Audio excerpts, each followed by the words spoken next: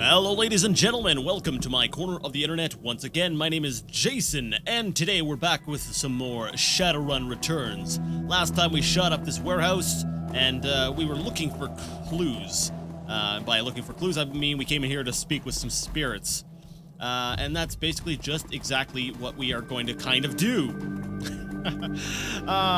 So I guess we're gonna, we've already gone ahead and we've surveyed the area. We're gonna go down and talk to Shannon Half-Sky, and that will get us started on the next part of our adventure. So, hey Shannon, how's it going? How are you doing tonight? I will now summon the spirit. Objective complete. Oh, look, Forgotten Souls. Well, let me get a closer look. That looks kind of creepy. I like it. Hey, Forgotten Souls, how's it going? That looks creepy too. That's awesome. The air grows cold, and the spirits of dead children coalesce from the vapor of your breath. Their cherubic faces are burned, and their lips quiver as they are about to cry. But their eyes are round and vacant, and they glare at you now, unblinking. That's cool. Creepy, but cool. We are the innocents who have perished in the flames, choking on smoke. As we fell from the sky crying for our mothers, you bring anchors to your world, which was once home to us, and we will use them to testify. Alright, we'll show the first magical fetish to the spirits. We no longer see the world of Flesh Seeker, only the essence and auras of living things. Words, though. Words may echo through the veil, and sometimes we may hear them. Last night, this place was filled with a scream that went on and on, drawing us to it. It was a man crying out for a witness as he died. And so we came to bear witness, but fled in terror before the malevolent spirit that profaned the man's remains. The spirit was other. It was not of this place. It had twisted its way through the veil and through the dark to come here. That's kind of creepy. That's kind of cool imagery. Like some guy died, but there was something dark and otherly here. I love that supernatural element. That's really cool. Show the second magical fetish to the spirits. When the other had gone and we returned to our vigil, we found two creatures of flesh. One you would call an elf, unsullied by technology and able to channel the energies of the cosmos. Yet his spirit was corrupted from within. He was dark and twisted, yet not like the other, so we did not flee. The second we knew to be a troll. Ribbons of his essence had been flayed from him, leaving cold machinery behind. His aura was the aura of one simple and confused. Between elf and troll lay the remains of the man whose sister now chanced to us for justice. Okay, so it sounds like the troll had cybernetics, right? So part of his aura is gone, but that's because he had maybe like a cybernetic arm or something put there. So the man whose sister now chanced to us for justice. Oh! So that's what's her Shannon Half-Sky's brother. The elf, his essence remained in this place where the man died. Something has been left behind, a small part of him, perhaps. Spirit, can you tell us any more? The spirits begin to fade, all but one. Its eyes harden, it takes full measure of you, as if to commit everything about you to memory. No, we must not stay. With the spirits gone, the young shaman releases her hold on the magical tether, connecting her to the other realm. She reels from the backlash, or perhaps from the emotional toll of knowing her brother's last moments. They saw him. They were with him when he died. You all right? She takes a series of controlled breaths, only shuddering with the first few. No, but I will be. I don't want that for him. Not what those poor souls have endured. My brother deserves to be free. He will be once we find his killer. Can't get much more free than death, or he is free. What we do now, we do for the living. No, he will be once we find his killer. Because, you know, a supernatural element is obviously a big part of this game. And, you know, spirits are real, ghosts are real. So, technically, you know, death is not this freedom that we hear of, or we think of. It's, you know, spirits can be trapped too. So, he will be once we find his killer. Yes, the elf and the troll. And the man with 6 fingers. We have to find that piece of the elf the spirits spoke of. It's our best hope of stopping this. Alright, so our objective popped up. I forgot to read it. It basically says, search the spot where the victim's body was found. Alright, I can do that. I believe that was back over here in the It's basically where the big yellow diamond is, telling us, hey, look, here it is. It's like, gee, thanks, game. You took all the work out of it for me. Item added. DNA evidence. That's convenience. Convenience. That's right, that's convenience. Blood. This is what the spirits wanted us to find. Oh, karma gained 8. Nice. The piece of my brother's killer. It's not much, but it's enough. She scowls at it, looking every bit like she intends to reach through the small sample and dismember its owner from afar. And perhaps she can. Is that enough to target a spell? Can you track him with that? You and your friends practice much ritual magic? Let's go with the middle one. Can you track him with that? I can, given enough time. But I'm still feeling quite drained. I'll need to rest before I can try anything so involved.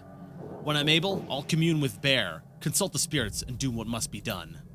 In the meantime, you might take some portion of the sample to pursue a more conventional avenue of attack. I know what you're saying. I have some friends who might be able to help. Good. Let me know if you learn anything about this elf and troll pair. Oh, I will. Don't worry. I have a feeling this has a link to Sam's murder. And should you find them, I want to be there when they are brought low. I want to see the light leave their eyes for my brother. I'll see what I can do. As long as your need for vengeance doesn't endanger the op. There's no one else I would rather have by my side. Let's go with the middle one. Because, you know, Alex X is, you know, she's business and doesn't want emotions getting in the way of that. I don't think I've been very consistent with my role play, but oh well. That's my stance for now. Okay, so we've got 8 points of karma. Let's actually go ahead and see. Oh, we got 9 total. Let's see if we can't make Alex X even more formidable. So body's a good thing to have. I like increasing my hit points. You know, it gets my survivability up. My survivability. Willpower. That's another good one. So my spell casting can't go any higher until I get some more willpower. Chance to hit with magical attacks used to reduce the chance to be hit by enemy magical attacks. So if I get my willpower up high, I'll be good magically and anti-magically. What's this diamond do? Ley lines visible through FOW. That looks like it's probably a good thing to get because I'm not that familiar with Shadowrun, but I play Rifts, which is another tabletop RPG that's actually kind of similar in some ways to this. And ley lines are always good because they'll boost your power, your casting and stuff like that when you're on them, and you can use them to regain magic. That's Rifts, not Shadowrun, but I'm assuming the concept is the same. So let's see. My willpower is currently at 6. My body is at 6. Let's prioritize willpower so that I can get this next tier next time, so I can see ley lines. Looks good. All right. Let's get the heck out of here. You are about to transition to a new location. Continue? Yes, confirm. After hours, when you return to the Seamstresses Union in the early hours of the morning, it seems a completely different place. Berefit of the normal crowd that haunts it, the bar feels desolate, almost abandoned. It's eerie, like the back hallways of hotels and shopping malls. But you finally have a break in your case, a sample of the Ripper's blood. You just need to find someone to help you analyze it. Well, let's see here. We've got a bunch of people at the Seamstresses Union. We actually have a quote-unquote friend in the, what do they call it? Lone Star? No, the police, basically. I might be getting mixed up with Rifts again. Continue.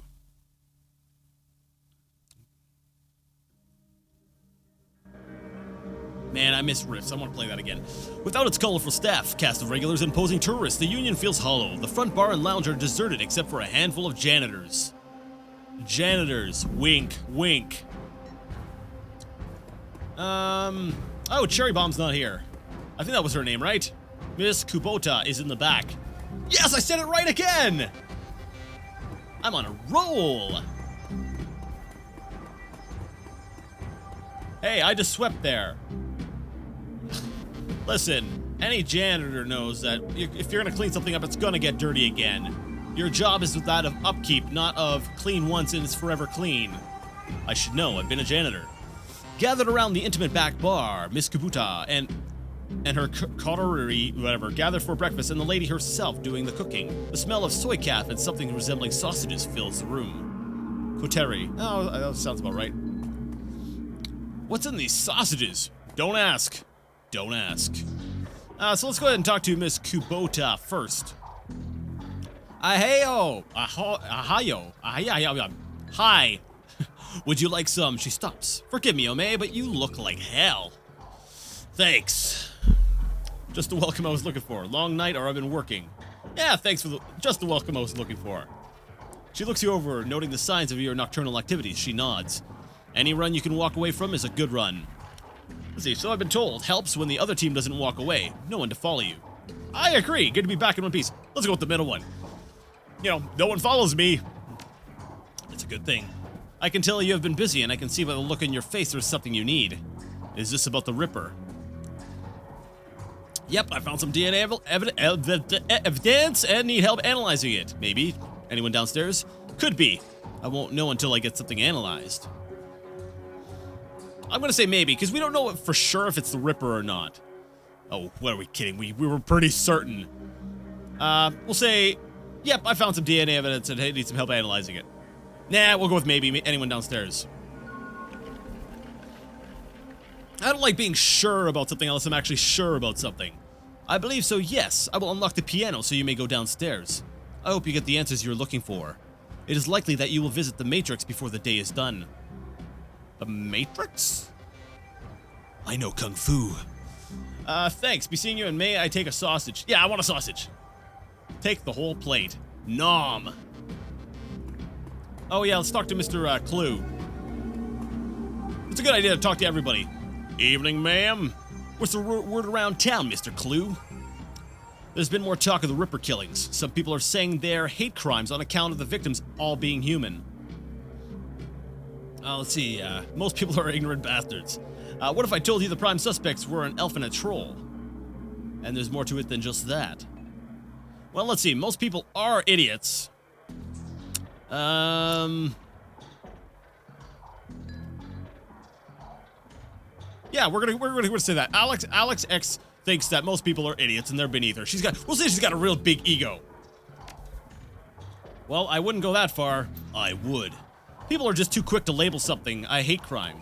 Oh, that's true. Even in real life. Check the census. The city is still 66% humans. Actually, you know what? Sorry. Let me cut in on that. Yes, people are, but I don't deny that hate crimes do happen regularly, and when it happens and it's obvious, I'll be the first to say that is not cool. I just know someone on the net's gonna think that I'm, you know, one of those people who says, "Oh, no, you're overblowing things." No, that's not true. I'm just a very exact kind of person, so I tend to be very nitpicky with the wording of things. Yes, hate crimes are definitely. They are very alive and very well. You know, they happen with regular occurrence in real life. But in some cases, people do just want to toss the hate crime label on it, just so that they can get people on their side. And that's not always, and I hope I clarified my point well enough without offending anyone. Anyways, check the census. The city is still 66% humans. Close your eyes and throw a rock. You're more than likely to hit a human. Doesn't make it a hate crime. Still a crime, though, and that should be enough. Well, that's what I said. Didn't he say most people say that it's a hate crime? And I said most people are basically stupid. And thus meaning that you can't go by what most people have said. So I'm not defending the fact that it's a hate crime or not a hate crime, but I think he's arguing a different point than I am. Still a crime, though, and that should be enough.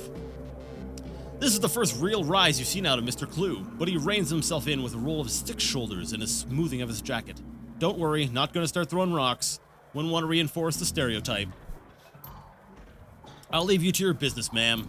Sorry, Mr. Clue, I didn't mean to, offend you. I was just saying that the majority of people, they tend to see things as sort of black and white, and they don't believe in gray areas. You're about to transition to a new location. Continue. Yes.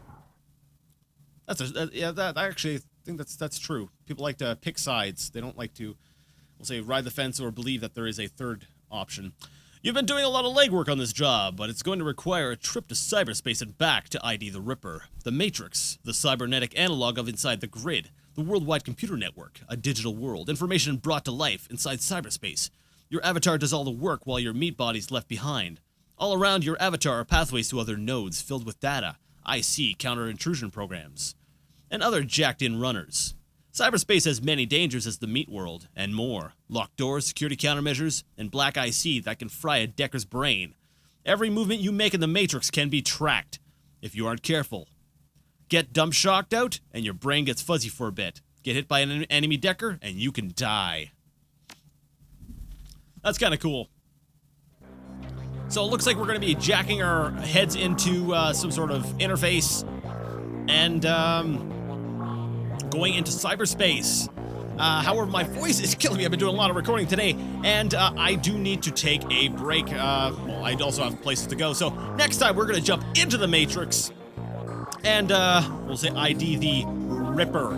That'll be cool. So if you like this content and you'd like to see more of it, please leave a like. If you don't, go ahead and leave a dislike. I do use those kind of...